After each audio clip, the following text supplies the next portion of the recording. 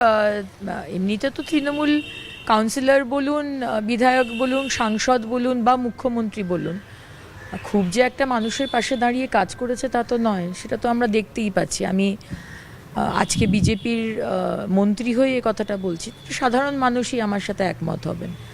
সুতরাং দেখুন, আমাদের কাছে রাজনীতি পড়ে, আগে হচ্ছে মানুষ যে বিশাল ম্যান্ডেট নিয়ে আমাদেরকে এনেছেন, আমাদের তার সেই কাজটা করতে হবে, চেয়ারের সম্মান রাখতে হবে, মানুষকে পরিষেবা দিতে হবে।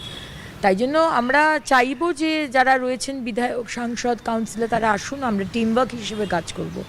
কিন্তু ফোনই যদি বন্ধ থাকে, যদি অ্যাটেন্ডেন্সই না দেন, বিধায়ক কুণাল ঘোষ বাবু বলেছেন যে বিধাননগর শিশু হাসপাতাল, সেখানে নাকি ওনাকে মনোনীত করা হয়েছে, কিন্তু সরকারের তরফ থেকে কিন্তু এরকম কোনো ইনফরমেশন আমাদের কাছে নেই। আমরা কিন্তু এটার মনোনীত কোনো নাম পাঠিয়েছি এটা কিন্তু নয়। এই বিষয়টা আমরা দেখছি, কিন্তু এটা আমি ক্ল্যারিফাই করে দিতে চাই যে সরকারের দিক থেকে কিন্তু কুণালবাবুর নাম আমরা কিন্তু পাঠাই।